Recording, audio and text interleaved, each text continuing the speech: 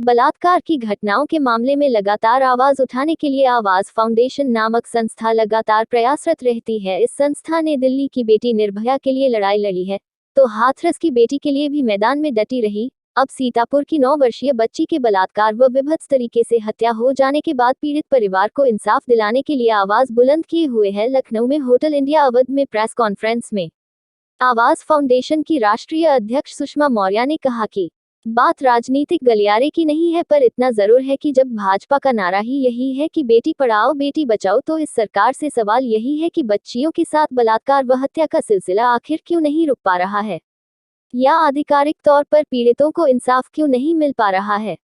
इसी के साथ संस्था के प्रवक्ता व अधिवक्ता फिरोज शेख ने कहा, आवाज फाउंडेशन संस्था 21 वर्ष पुरानी संस्था है, 7 साल से रजिस्टर्ड है। इसने अब तक कई हजार कैंसर पीड़ितों का इलाज कराया है, जरूरतमंदों को सस्ती दवाएं मुहैया करवाई हैं, हजारों मोतियाबिंद का ऑपरेशन कराया है, कई हजार आपराधिक मामलों में पीड़ितों को न्याय दिलवाया है।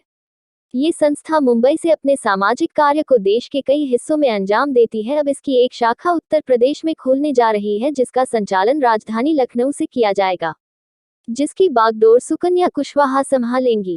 कार्यक्रम के मुख्य अतिथि पूर्व मंत्री एवं जन अधिकार पार्टी के राष्ट्रीय अध्यक्ष बाबू सिंह कुशवाहा ने भी कहा, आवाज फाउंडेशन संस्था को पिछले कई वर्षों से जानता हूं, ये हमेशा हर पीड़ित व मजबूरों की आवाज बनती रही है।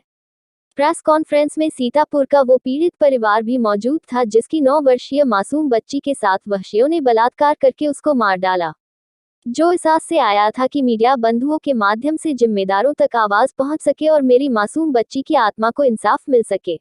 तो मैं यही आप लोगों से विनती करने आई हूँ।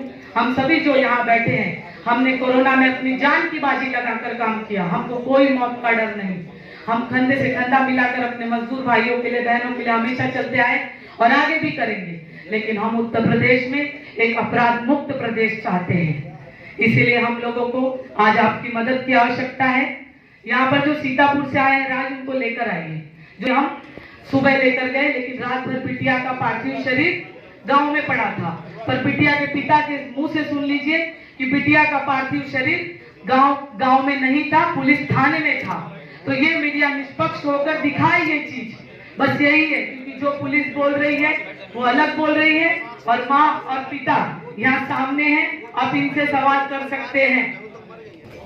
सबसे पहले तो मैं आवाज फाउंडेशन के सभी पदाधिकारियों को धन्यवाद देता हूँ। सुषमा जी को, वो 10 साल की बेटी जिसके माँ बाप बैठे हैं, वो बहन बैठी है, उसके साथ रेप हुआ और मार के उसको फेंक दिया, शरीर का कोई अंग उसका सुरक्षित नहीं। इसी तरह की एक घटना अभी 1 महीने में चंदौली में हुई। एक बेटी के साथ रेप हुआ और रेप करने वालों ने दबाव बना के उस लाश को, उसके घर वालों से ही दबाव बना के उसकी लाश को नदी में बहा दी। हालांकि वहाँ की जो क्षेत्राधिकारी थी, लेडी अफसर थी कोई, उन्होंने चाहा भी, लेकिन उन्होंने इतना दबाव बना दिया कि पोस्टमार्टम में फतेहपुर में एक घटना हुई है रेप की। बड़ी मुश्किल में मुकदमा लिखा गया बस्ती में, और उसको कंप्रोमाइज के लिए लोग उसको दबाव बना दिया। अगर हम देखें ये घटनाएं रेप की, रेप पहले भी हो जाते थे, लेकिन कम से कम रेप की, हत्याओं की घटनाओं में कार्रवाई पुलिस करती थी, लेकिन इस समय कार्रवाई नहीं हो रही। और आवाज फाउंडेशन ने ये मुद्दा उठाया, इसके लिए मैं अपनी तरफ से आवाज फाउंडेशन के सभी पदाधिकारियों को मैं धन्यवाद देता हूँ, शुक्रिया अदा करता हूँ। क्या उत्तर प्रदेश में 7 बजे के बाद कोई भी बेटी हिम्मत करके अकेले घर से निकल सकती है क्या? क्योंकि हालात इस तरीके के हो गए।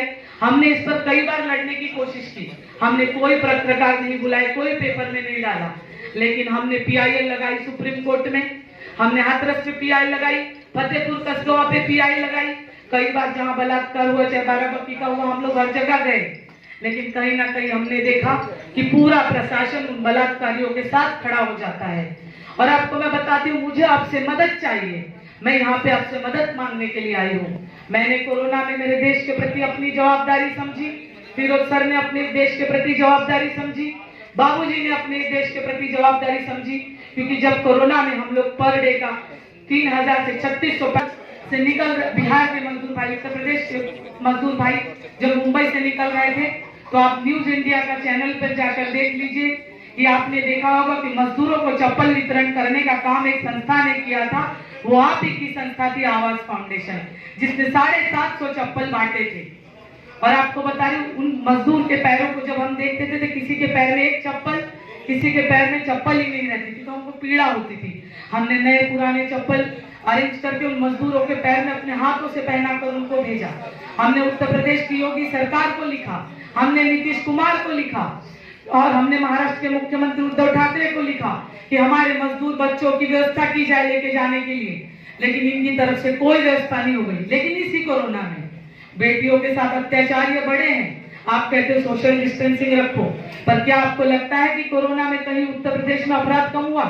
एनआरसीबी की रिपोर्ट कहती है कि प्रति हर घंटे में, क्योंकि जो छुपाई जा रही है, उत्तर प्रदेश के हालात ऐसे हो गए कि हर घंटे में एक बलात्कार हो रहा है। और अगर आप मीडिया भाई इस तरीके को अगर निष्पक्ष तरीके से अगर आप लोगों के सामने लाओगे तो आपका देश पूरा ऋणी होगा, आपका उत्तर प्रदेश आपके लिए पूरा ऋणी होगा। क्योंकि उत्तर प्रदेश में कोई भी बेटी, कोई भी महिला सुरक्षित महसूस नहीं कर रही है।